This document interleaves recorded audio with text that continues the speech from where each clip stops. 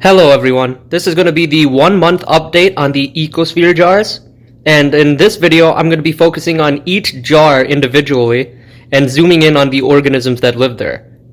Right now, 4 distinct ecosystems have formed, completely different from the others. And this video is going to be highlighting the differences in the ecosystems and how these organisms have adapted and survived in their new environments. In the sand ecosystem jar, a completely new ecosystem has taken place. The water has turned brown, and the organisms have changed colors to adapt to their new environment. Over here, we're observing what I believe to be a water mite. Now this is a voracious predator that eats almost all the other organisms in this jar, but it is not the apex predator. Those are the flatworms that live in this jar.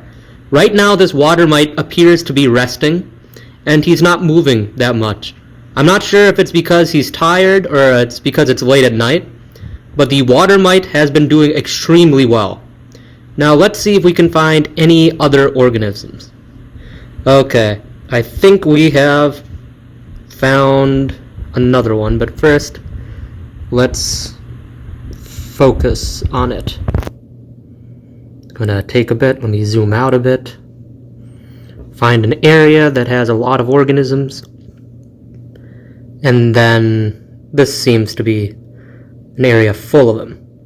Over here we have several Ostracods. As you can see, they're circular and they like to hang around this blade of grass. It's hard to focus on him right now because he's moving around and zooming, but as you can see, this Ostracod here is swimming around several other smaller organisms on the glass. And these organisms are copepods. And I can't seem to zoom in anymore on them because my camera isn't that great. But as you can see, the population of copepods have went up by a lot. They're covered this whole glass over here. They're all over it. Their antennae and everything are moving crazily. And these Ostracods, which are huge, are swimming around them, and they're thriving. Now moving down, we can focus on this new brush of algae forming. As you can see, the glass here gets very cloudy, and that is because the algae is actually growing on the glass right now.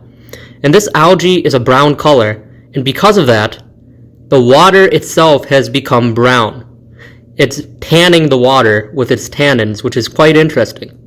But what I found interesting in this jar is that due to the sand being blue, many of the copepods and ostracods and even snails are blue in appearance. Even the water mite in this jar is blue. And I believe they're adapting to this new environment, and they're actually thriving. The lake I got them from was actually quite, I guess you can say, basic. So since I put the sand, that lowered the pH a bit, and now this environment is acidic. But these organisms are thriving in their new acidic environment.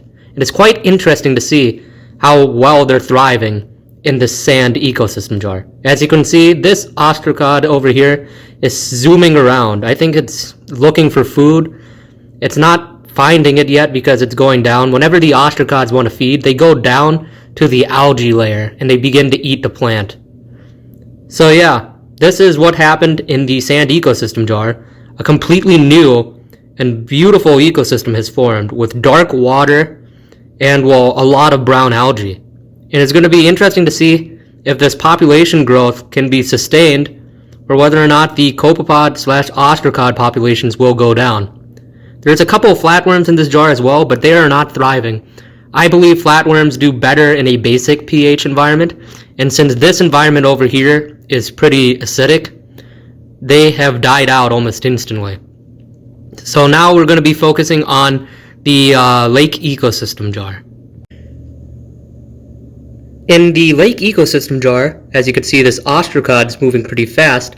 Several ostracod species are found here, and they are thriving as well. So I believe ostracods are the only species that seems to do well in both a basic pH environment and an acidic pH environment. And the water in this jar is much clearer than the other jars, And that is very interesting to see because I thought it would be pretty dark, just like the other water, because of all this algae growth and the brown algae found in here. But surprisingly, it stayed relatively clear. And almost, I guess you can say, well, not that clear, it's a more of a yellowish color. Not brown like the sand ecosystem jar. Over here, this is the original algae, and it's doing extremely well. It's still purling, so it's on the surface, and it's very green. And you can almost see the flatworms moving in and around this whole brush of algae. You can see one in the bottom left over there. It's quite dark. It's the darker thing against the, I guess you can say, almost gray looking roots. It's right now sitting there, but it's doing pretty well. I believe it's an omnivore, so it both eats the copepods, ostracods, and the algae, which is very interesting. There are some tube effects in here, so let me see if I can find it. That's another ostracod zooming around, but I'm not going to be focusing on him.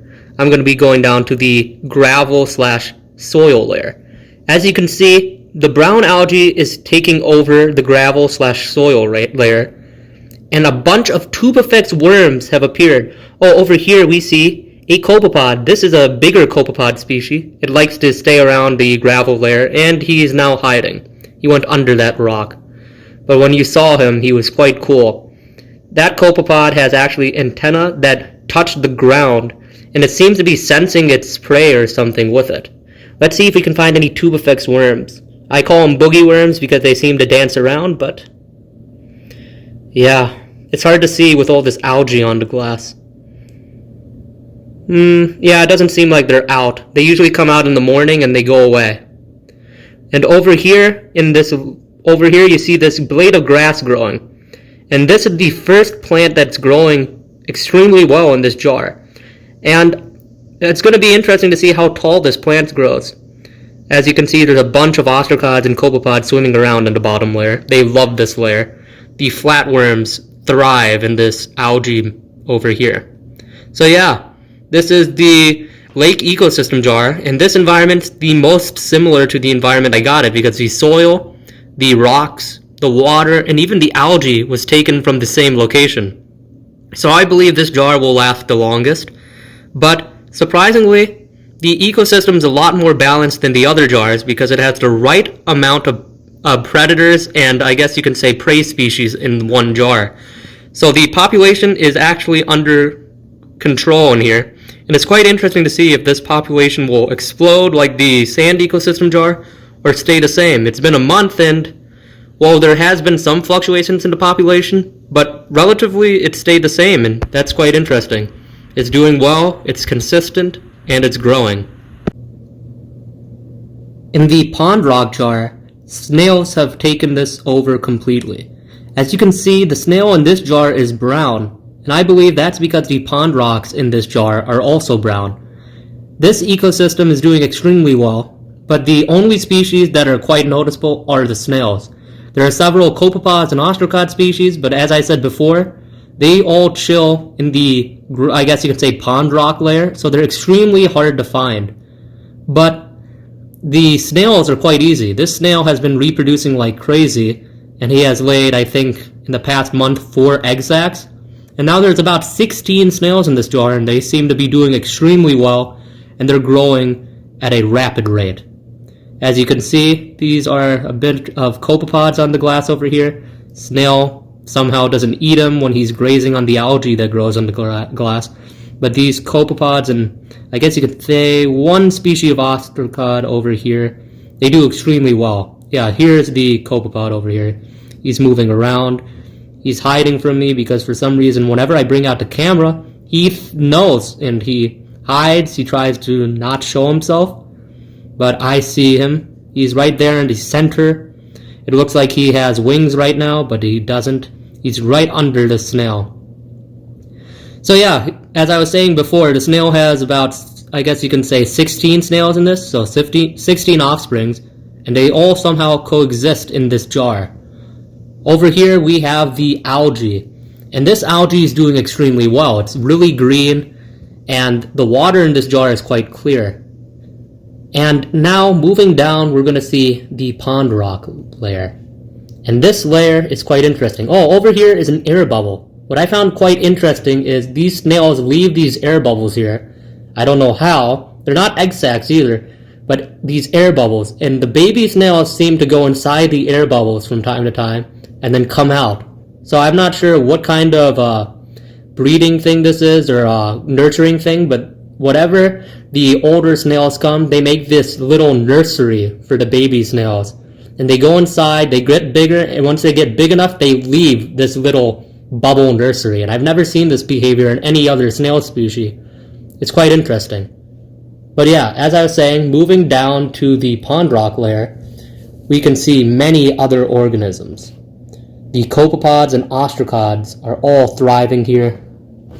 And for some reason, oh yeah, over here, that's a striped ostracod over here, and it's very interesting to see this. And above it, we have a flatworm.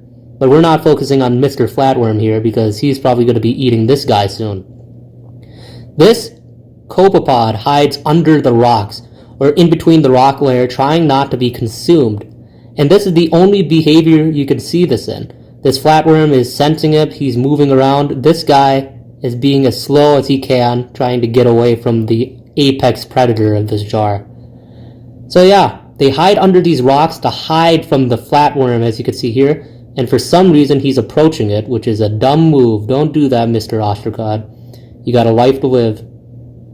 I guess, oh, he's sleeping, the flatworm. Maybe that's why. But no, he stopped moving.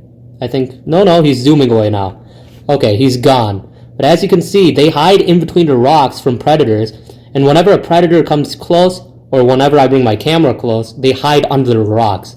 And this is a completely new behavior seen only in this jar. The copepods and ostracods in the other jars are swimming around, not afraid of anything, but in this jar, they're all afraid of the apex predator, which is the flatworm. So yeah, that has been an update on the lake ecosystem jar, and now we're going to be moving on to the control jar.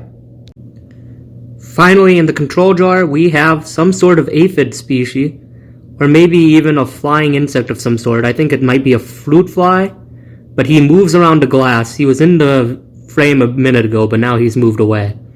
But yeah, he swims, I guess you can say flies around the top layer. He's doing extremely well, but he's hard to find. And he goes and, it's hard to keep track of him. So let's see if we can find any other organism. As you can see, this jar is doing not as well as the other jars, but it's thriving, which is kind of surprising because there's no substrate whatsoever. As you can see, all the algae has died. It's just one green branch over here and just a bunch of dead bodies on the floor, a bunch of dead organisms. But somehow, organisms are thriving here. Over here, we have the white dead algae. Over here, we have all the organisms that died. And I guess you can say, a new substrate is forming from all the dead organisms. It's kind of becoming a soil layer, which is quite interesting. And I think because of the soil layer forming, the copepods and ostracods are actually doing a lot better than they were doing before. But as you can see in the middle of the jar, empty. But once you get near the top of the jar, you see one or two ostracods or copepods. But right now, they're all hiding. Hard to find them when you're trying to film. I always have trouble finding organisms when I'm filming. They're always out, but when the moment I bring out my camera, they just hide. It's like they know I have a camera. So yeah, usually they're swimming around, but they're hiding right now. There's about 10 organisms in this jar, and a big snail. Let's see if I can find Mr. Snail. He should be somewhere around here.